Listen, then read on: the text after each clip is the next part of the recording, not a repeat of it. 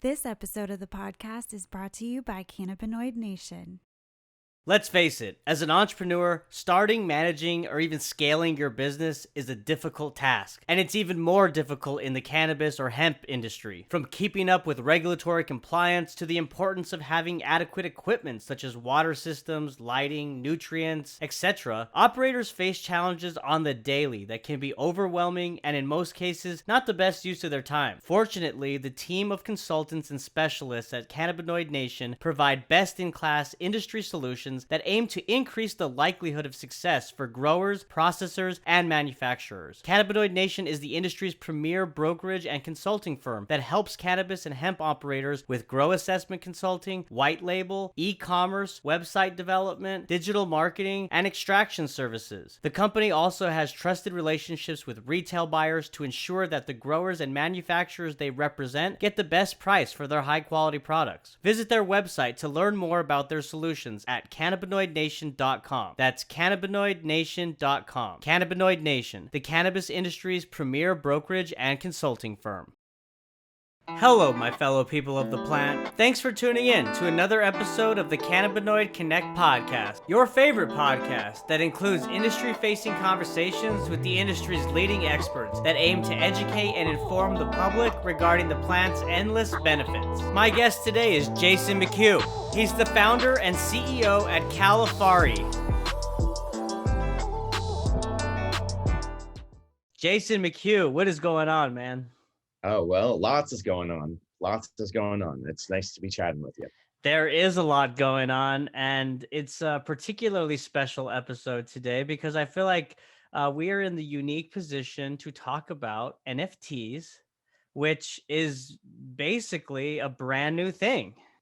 Kind of, well, they've been around for a little while, actually, but Okay. I mean, they've just kind Hit of mainstream? Is that what it blazed is? the trail into the mainstream in the last 3 to 6 months in a huge way. Yeah. Okay, so see, I don't know about this world at all. It's so new to me. So let's back up and let's talk about first foremost what NFTs are, but also like when this phenomenon started and when it kind of sparked your interest.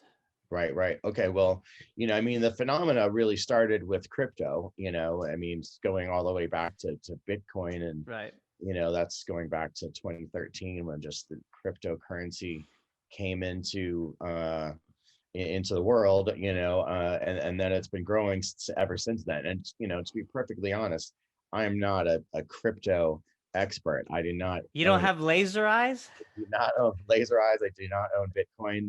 I'm excited about it now. I've been sort of tracking it, but I wasn't expecting to be a crypto guy until 2021 caught me by storm.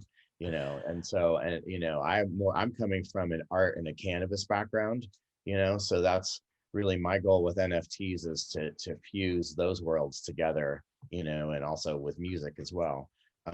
Right. But it's been a crazy phenomenon. It's been something that if you are hardcore in the know crypto artist or a cryptocurrency person, then you've been known about NFTs for a long time, but really, like, I think starting last September with the emergence of Top Shot, which is the NBA trading card league, that was to me the first thing that really kind of brought it to a mainstream audience. It's simply, where I think the key sort of thing that was crossed was that, with Top Shot, you could buy something that was based on blockchain, but with your credit card. You didn't need to have an Ethereum wallet. You didn't need to know any of the real details. You could buy these cards just like anything on e-commerce. It's kind of like the move that Tesla pulled recently, right? Where they put Bitcoin on their balance sheet. So like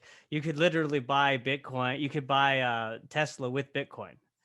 Yes, you could buy Tesla with Bitcoin, and you know what? Actually, I mean, to be honest, like I just read about that, and it's the actual act of trying to buy your Tesla with Bitcoin sounds exasperating because because you have this really short window to do your purchase, and you're the one who has to basically transfer the Bitcoin or Ethereum into dollars within this short time frame with where the currency doesn't change Sure. valuation. And if you So miss that window, you lose your sale. So you could be, spending a long time just trying to, like, so click a transaction. so outside of like the actual struggle that you probably would face because it's so new, I think the point that you were making though is that with Top Shot, that move into NFTs, into the digital art, right, was kind of the first major kind of signal for mainstream to say, okay, wait a second, if they're looking there, maybe we should be looking too, right? Yeah, no, exactly. I mean, it's like, with these things, like with Tesla, even though it might be hard to do, the fact that they're actually adopting that now, and and opening it up for early adopters, sends a big message to the world that there's a new direction that money and currency and valuations are going, Right. and really, because if you think about just money, in itself, it's a belief system. We all believe in this dollar bill has this valuation, and if for some reason we decided that's just a piece of paper, then the belief system goes out the door. And that's kind of what you're seeing happen with all these cryptocurrencies. I mean, the funny one is this Doja coin, right, is the one Yeah. that now everybody's reading about. And it started out as a joke, and people who adopted it early just made a bunch of money, and it's just like, again, It, people just are buying into a belief that this has value, and then all of a sudden it shoots up. But just as quickly as you buy into it, and you could buy out of it and see those valuations plummet, which right. happens often. So, No, I totally agree when you talk about the belief system, and when you talk about Dogecoin specifically, right? I mean, it was started as a meme, it was a joke, right? And yeah, now I kind of see the belief system with people are buying in is more of like a fuck you to the establishment. It's kind of yeah, like making a point that like, hey, the small guys can make a buck also.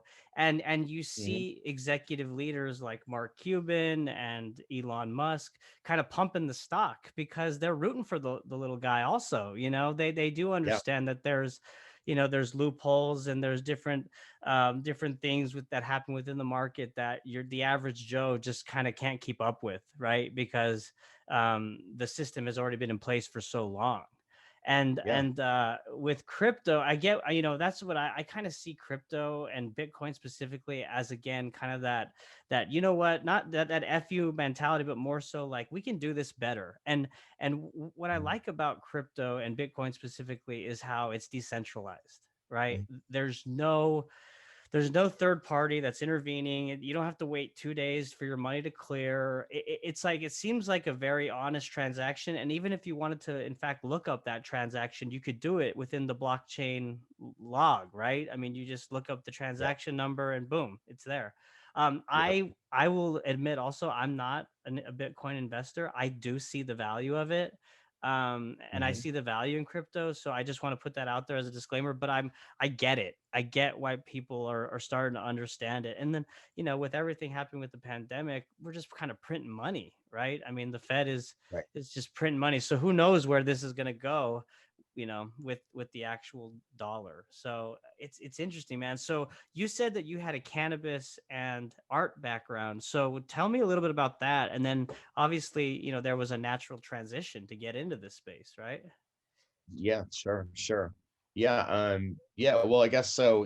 So I have a cannabis company, and we're in our sixth year. So I feel like I have some cannabis background there, but I've been a lover of cannabis, since a teenager, of course. I was running to Grateful Dead concerts in the 80s, smoking tons of weed and having greatest time, so I fell in love Nice. with weed then. Epic. Yeah. Um, and yeah, my parents actually are both artists, and they had a psychedelic poster company back in the 60s and early 70s called East Totem West. No And my shit. dad's joke was that my dad's joke was that they were like an advertising company for LSD. That was his joke. They were just wildly psychedelic prints. Let's see, I don't do I have one. Jason, I gotta see one of those. Yeah, I'm sorry for those Uh, just listening. yeah, yeah. Jason might be able to show, but yeah, man, I'm interested to see some of that art. Yeah, well, so it's called the, oh yeah, oh, here we go. Here we go. All right, yeah. So this is their company. Well, this is the book about their So, company. so But those for those just listening, it says, what does it say? The oh white. yeah, it's the White Rabbit and Other Delights. East Totem West is they called it a hippie company from 1967 to 1969, and they were basically an art collective, and they did all these crazy psychedelic art Wow. cards and prints, and they were concurrent with there's like a 60s like pool hall with their posters. So as for those listening, there's this pool hall where these ladies are Right. shooting pool, but their Yeah. faces look a little distorted and kind of Right. square, like Sister, cubic, me and my right? parents. Yeah. This is a book they did called Flapping Our Arms Can Be Flying. Um, Wow. so yeah, and so they were an art That is collective so with cool. a lot of different artists. So that was obviously a huge influence on me growing up. Yeah, for And sure. and influences for kind of like how we approach cannabis too. Now with Califari, and we've basically created what I call our global artist network. With now over 20 artists, and we've created over 60 art prints dedicated to famous or not so famous cannabis strains. We started covering like the big classics, and now we use that. We sell our posters all over North America and beyond, but we also use it for packaging. I'm gonna share my screen because I want everybody to see.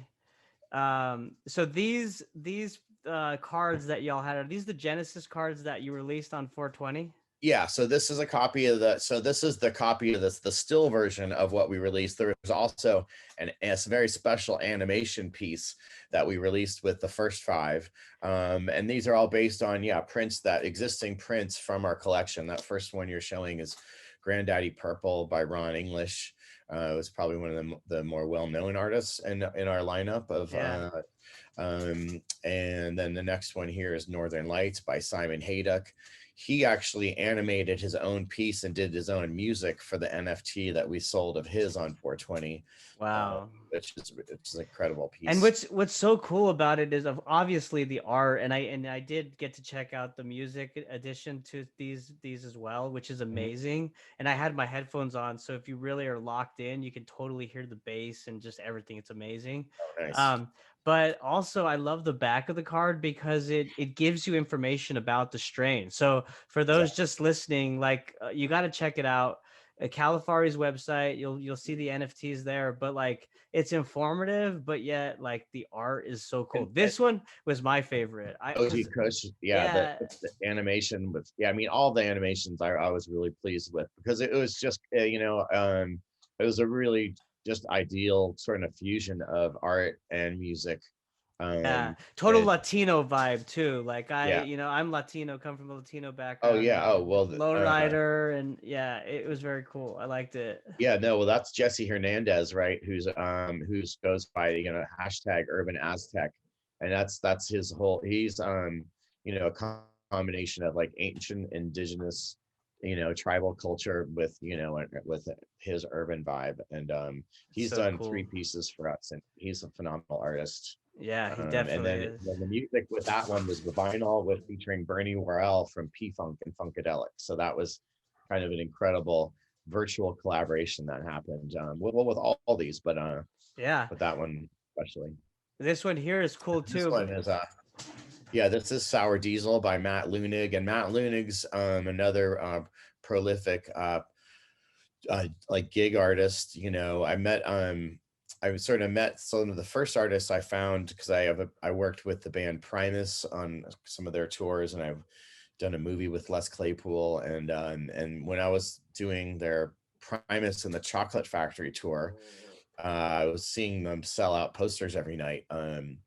And that's when I kind of just had the epiphany that we needed this kind of like gig art posters for cannabis. And so we sort of say it's like a gig art poster crashing into a vintage fruit crate. I could totally see that. aesthetic. Yeah.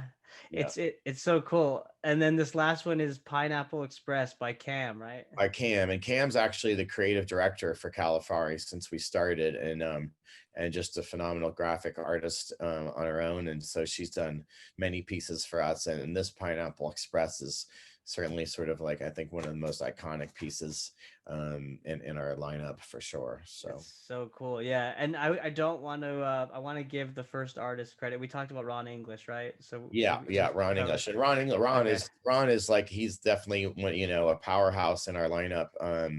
He actually did a huge NFT drop, a month before we did, and sold a lot of pieces. And he's kind of, if you don't know who Ron English is, I'd sort of describe him as like the guy who was doing Banksy style art before Banksy was existed. When Banksy was in diapers, there was Ron English, who was basically like, you know, recovering cereal boxes in your store, with like fucked up, versions of it, and Yeah.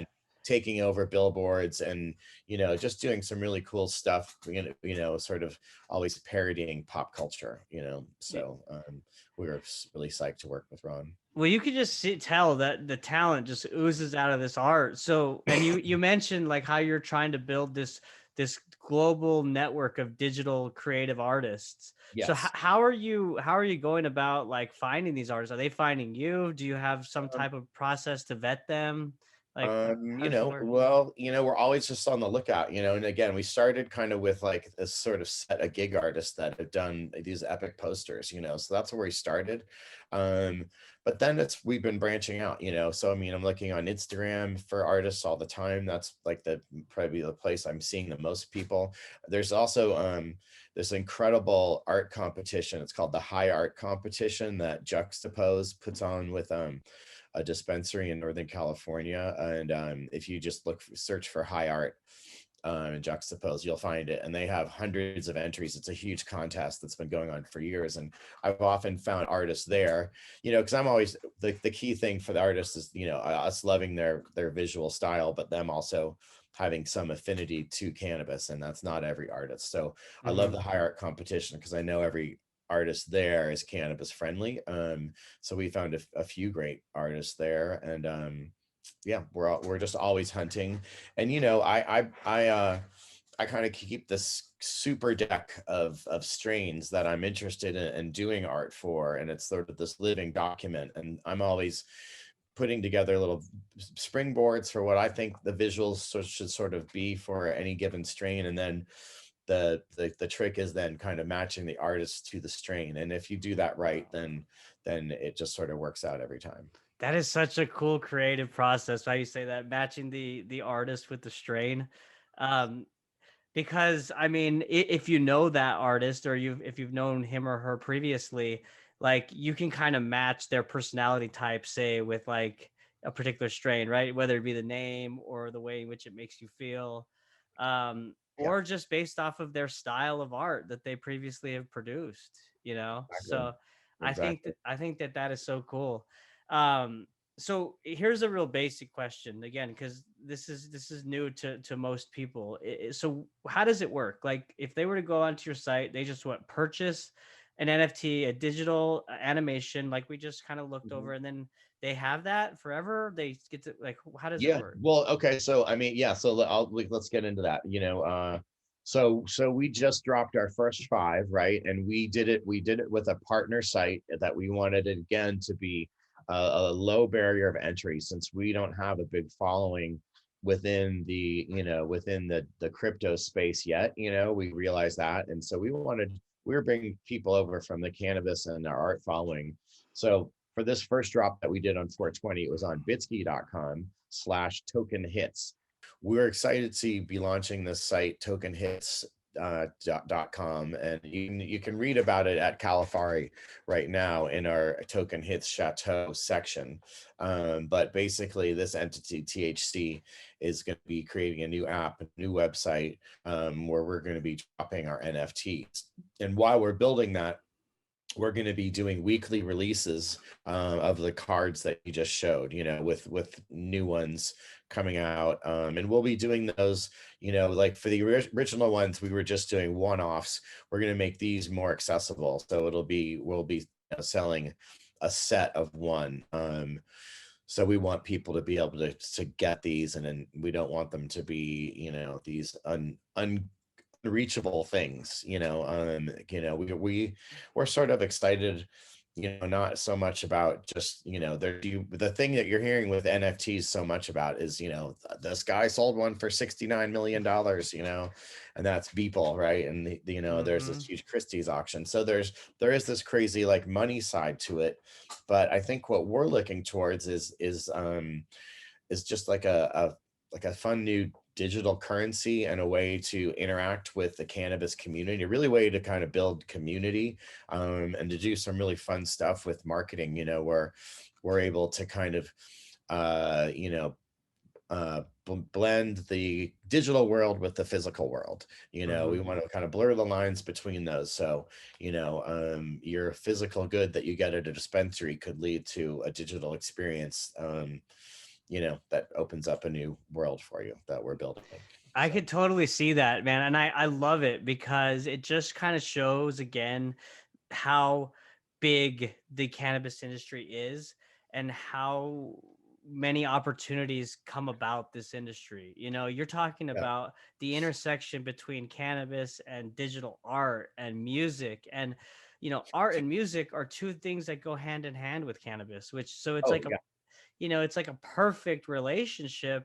And like you said, what better way to build a community, around this stuff. So I just think it's awesome, man. And I think what would be really cool is like, while it's you guys focus on the strains, which is awesome, there's also the secondary compounds within the strains. You got the terpenes, the flavonoids, right? So you have so much to work with, is what I'm saying, in terms of like, art, conception, and just kind of figuring out what you want to do next. Like there's so much to talk about cannabis, and there's so much to create in terms of art from cannabis. It's a beautiful thing.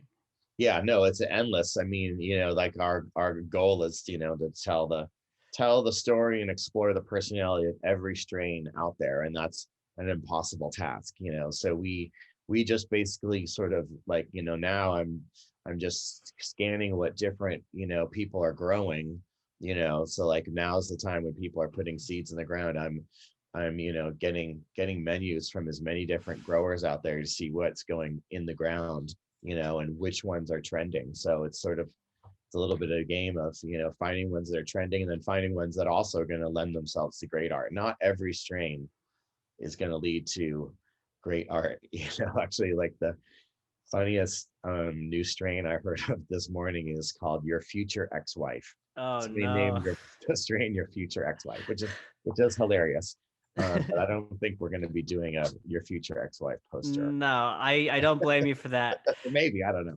It's just funny. But there's always ridiculous strain names out there. But then there's also ones that, again, are just perfect for art. And people, and the ones that are big classics, that people know and love, it's like, well, then it's when people see the art for it, they get the same reaction that they do when they just, put up a poster for their favorite band. It's that same kind of emotional connection that we found people have with cannabis, as they do as art and music. And as you were sort of saying earlier, it's the perfect combination. And we consider art, music, and cannabis to be like the perfect trifecta. Like we are always striving to put those three things together at the same time, and then we're happy. So that's our goal. No, I totally see it. It makes sense to me, and I'm excited to see what other art comes out of this.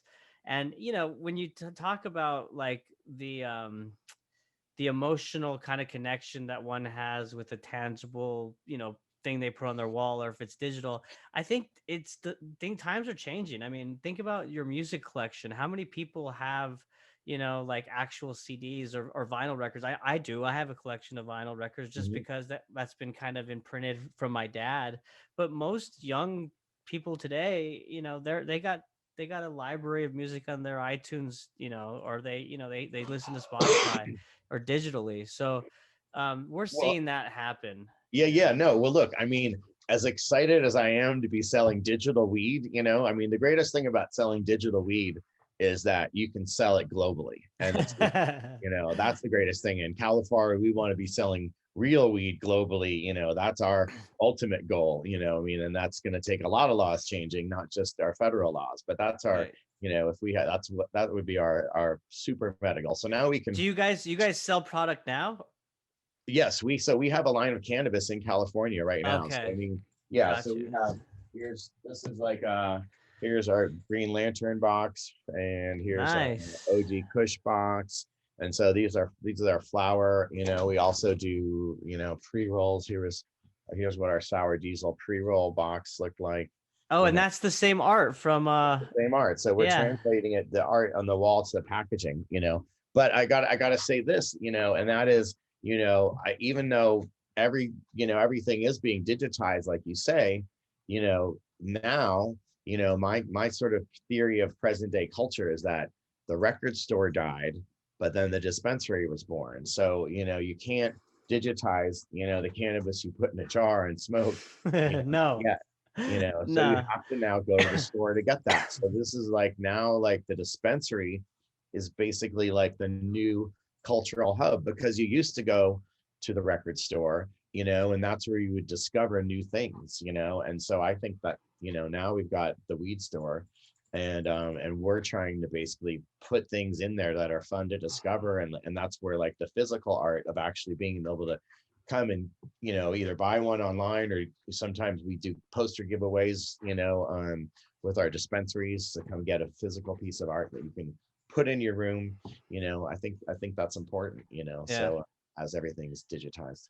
Well, and you also, I think I read on your website that you partnered with Last Prisoner Project also on 420, right? A lot of Right. the Yep. proceeds went to Last Yep. Prisoner Project to help with social equity efforts Yep. when it comes to people who have been disenfranchised by the plant over the years. So Yep. it's great that you guys are also adding that as like a focus or a pillar within your company, because I think that's kind of a duty that every company should take on right now, and at least talk about, if anything, Oh, make aware the yeah, other I mean, I companies. think all companies have to be thinking about some cause that they want to work on, and for us, the Last Prisoner Project is just kind of like, it just makes a lot of sense to us, on all sorts of just levels, personally and professionally, and just like it's just the right thing to do. Is people Right. should not be in jail for weed. There's so many nonviolent criminals, and it's like,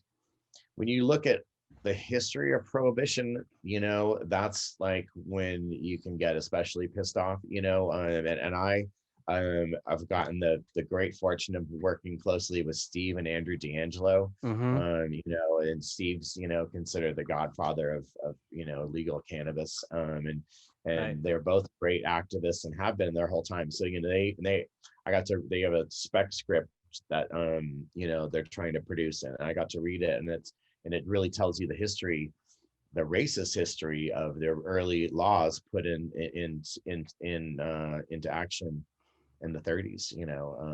Yeah. So Led by Harry Anslinger. Was he the attorney general at that time, or he was the head of exactly. the DEA, right? I think. Yeah, no, yeah, and I'm fuzzy on which one he was, but basically he was the one that, put these laws forward with the intent of busting, black and brown people. Right. That was specifically what he wanted to do with these laws, and most people don't have any idea that. I didn't have any idea that, until the last few years. Yeah, and it still So happens. I recently had Senator Sharif Street on he's a state senator out of Pennsylvania.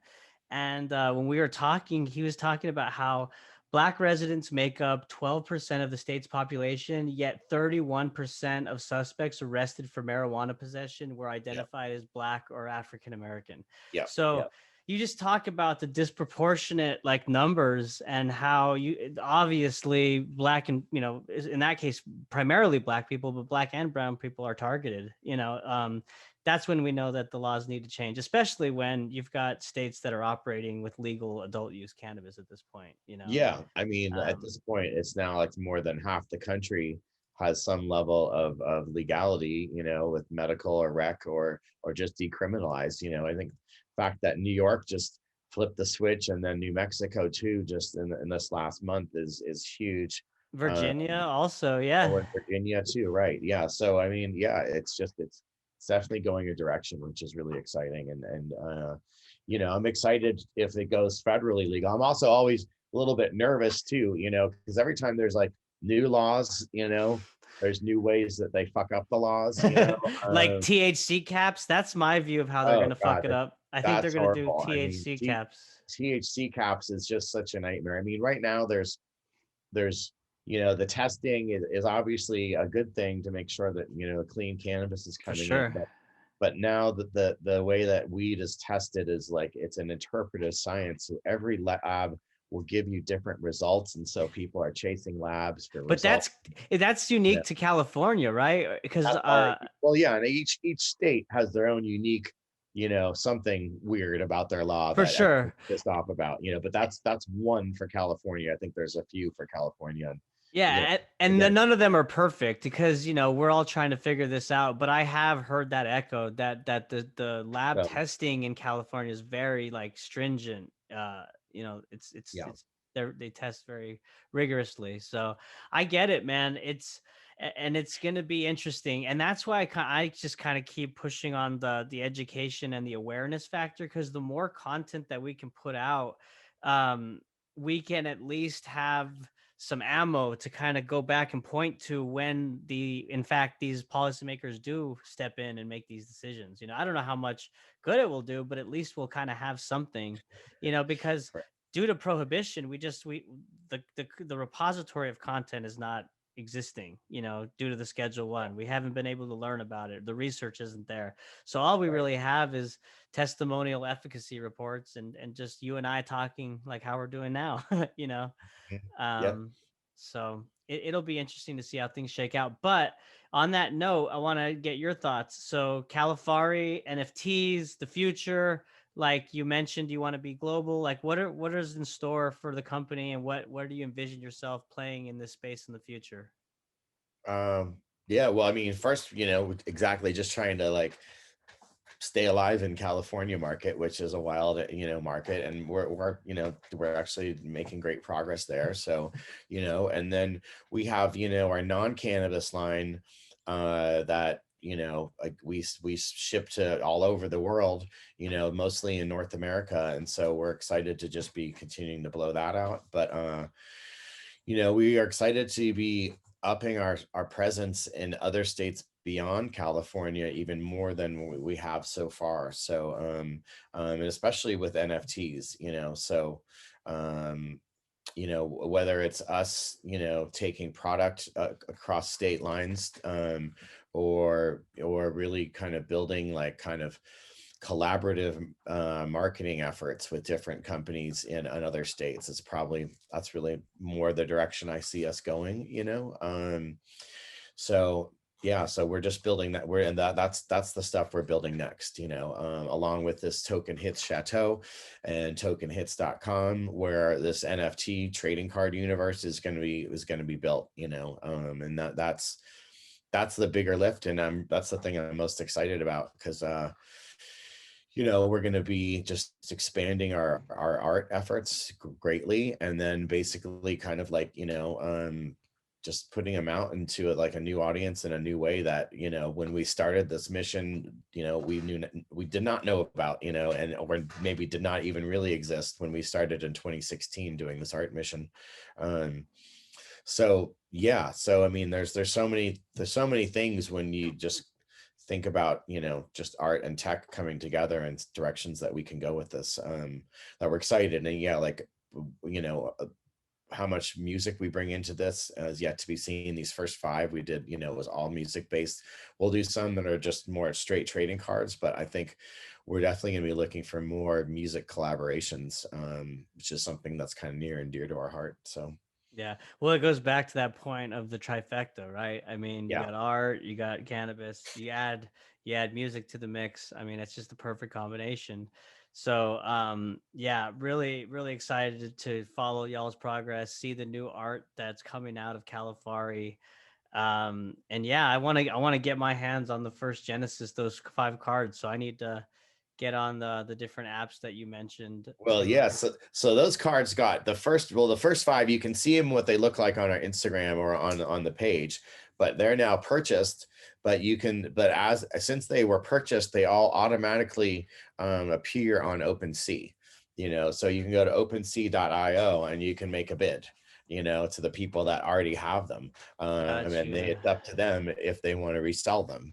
That's like kind of the next exciting part about this. And then again, as I mentioned, next month there'll be another drop. Then that'll start on a regular basis. I don't think it's going to be the same special animations that we did. I'm sure we'll be doing more of those in the future, but we're going to be doing more simple drops, leading up to our eventual launch, which I think is going to be probably in the fall. So are all these drops auction based? They're like, well, the ones we started with are auction based, but the ones that are coming out next, well, I'm sure we'll do some more auctions, but our plan is less auctions and more packs so people can get them actually. Right now we had 5 NFTs and 5 winners. We want to open that up so people can get these, and they won't be expensive. You won't have to sell your Tesla to buy more NFTs, so yeah, it's and again, like for us, the point of NFTs is fun and community and adding experience, to your weed. So that's what we're always looking to do. I love it. Cannabis is all about community, man, and you guys are doing that in a digital way by celebrating art, music, and of course cannabis. So, Jason, I really appreciate you accepting my invitation because I reached out. I was just fascinated with what you guys are doing, and like I said, I'm really excited to be following the art that you drop next. So, where can people find y'all's website and social media if they want to learn more? So yeah, we're califari.com, and we're also Califari1 on Instagram and Califari1 on Twitter, and Facebook/Califari on Facebook. Perfect. And that's where they can follow for the next drops here soon. So yeah, you heard it definitely. here, everybody. Yep. Awesome. Thank you so much for having me. Yes. And thank you all for listening. Bye.